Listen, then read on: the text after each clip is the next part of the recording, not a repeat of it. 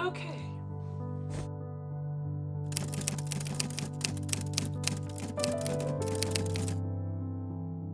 Hello, how are you? I am well, I hope you are well. Today I wanted to share some of the books that I have been reading this summer and kind of just dive into sharing my thoughts around them and my reflections and everything in between, because I have a lot to say about books and there have been a lot of things that have deeply affected me through these reads, and I wanted to share some of those things if anybody is willing to receive it. I tend to lean towards more literature that is going to rip my fucking soul to shreds for me to want to consume it, because I feel if I am not affected by the things that I'm consuming, I do not want to consume it. I don't know if this is a problem because everything that I tend to read and films that I watch, they become a part of me, and sometimes that's good and sometimes that's bad, but I guess it's good because it creates this kind of dialogue between people, which I think is beautiful and I love. So let's get into it. I'm trying to be cool. I don't know how to do this. I was born yesterday, so. Okay.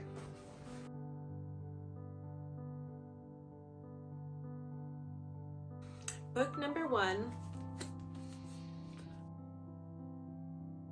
My Dark Vanessa by Kate Elizabeth Russell. Yes, My Dark Vanessa by Kate Elizabeth Russell. I have so many things to say about this book. This book jumps between 2 different timelines through the perspective of our protagonist, Vanessa Y, as she experiences the manipulation of an older teacher when she was 15 years old, and then the other timeline is when she is a young adult, and she's kind of traversing the effects of that abuse and realizing that this was not love and that it was abuse, and that she was too young to understand that she is not to blame.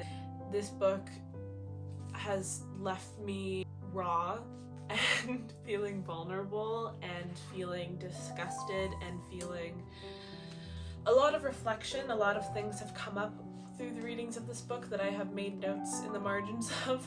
A lot of unhealthy dynamics in my own relationships with authoritative figures that I never realized at the time were not okay, and it's brutal and it's beautiful, and I couldn't put this book down. I brought it with me everywhere, which I do in general, but this is one of the books where at any chance that I could read it on the bus while waiting in line, I would read it. It was just, I needed to consume this. I need to be with this book at all times. It was that incredible, but it also content warning, because there is a lot of discussion of sexual assaults, and the way that Kate paints the story of Vanessa Y and these 2 common situations that play out in our world is, again, it's just tragic and raw, and that is necessary. I feel like books like these are extremely necessary to be talked about. Yeah, so this book, I recommend this, but again, content warning, it's very intense. Has themes of Lolita-esque,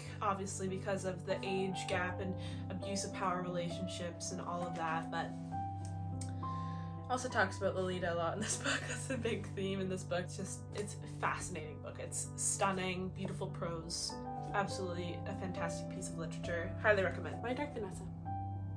The next book is my favorite book of poetry that I have read so far in my life, and that is Notes on Shapeshifting by Gabby Abro. I don't know how to pronounce her last name, and I'm so sorry. Please correct me if I'm wrong, which I'm sure I am. I absolutely butchered that.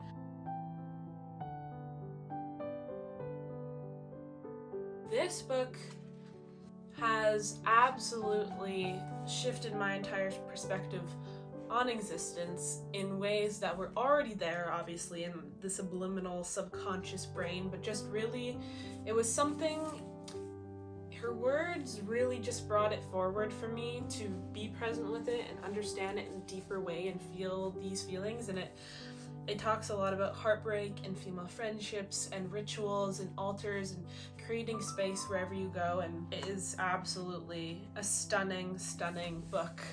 Also about becoming a young adult and going through all of that and just like the nuances that life brings. And it is, the poems and prose in this book, fabulous. Everything from the cover art to the content inside to the wonderful woman that wrote it is just magic in its purest form. It is absolutely stunning. I recommend this to everyone and everywhere. Wait.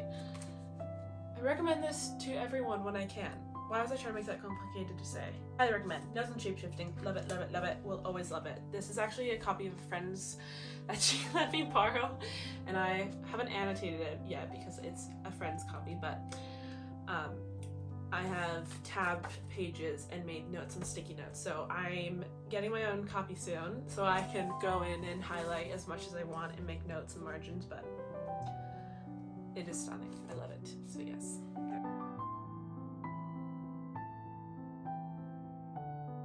The third book that I have been reading this summer is The Bell Jar, a classic, and I've read excerpts, that word is so hard to say. I've read excerpts of this book in the past in school and studying different classes, and because it's obviously a classic and it is obviously a beautiful piece of writing, but I never have taken the time and space to sit down and fully be one with this book, which I feel like is very important to do for this type of read.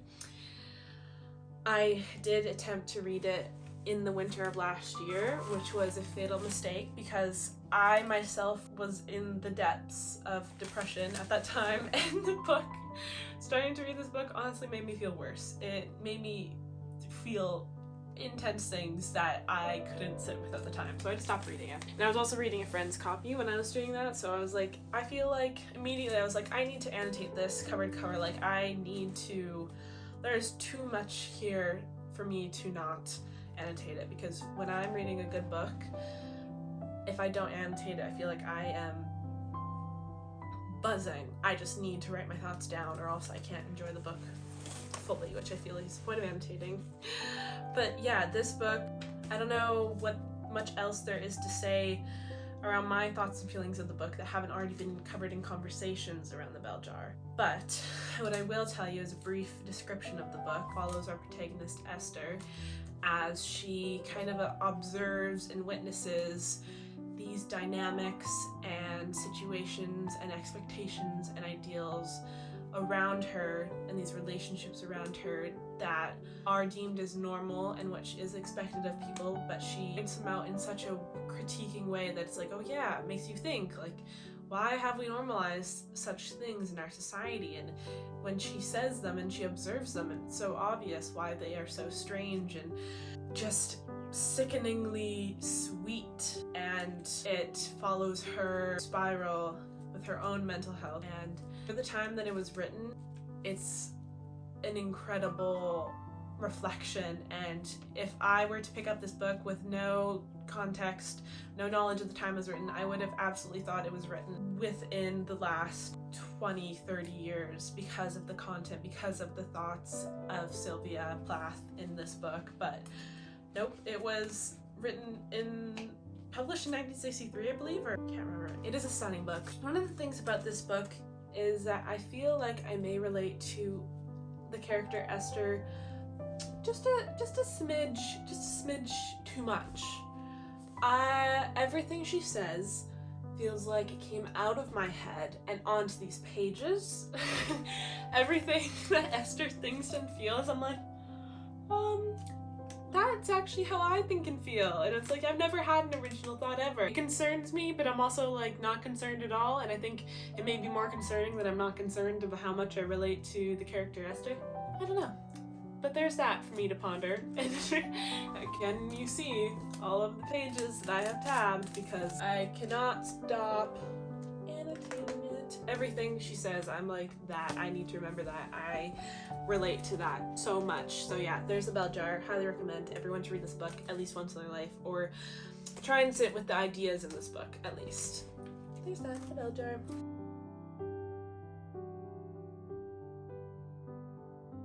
The next book that I have been reading this summer is Everything I Know About Love by Dolly Alderton. This book is a memoir, and I have only just begun to read it, so I haven't read it all the way through, but I've seen it a lot and have heard great things about this book, so I thought might as well give it a go. I love memoirs. Memoirs are like, they just feel, I love connecting to authors in that way. And this book, from what I understand about it, is just like the becoming of a young adulthood, going through all the nuances of life in those ways with dating and relationships and love and the messiness of it all and the rawness and girlhood and womanhood, and seeing that everyone is going to have different experiences no matter what they do in life, and it is so far absolutely stunning and brilliant, and I really have barely even chipped away at this book yet, and I can already tell this is going to be an absolute favorite of mine. And so although I can't technically recommend this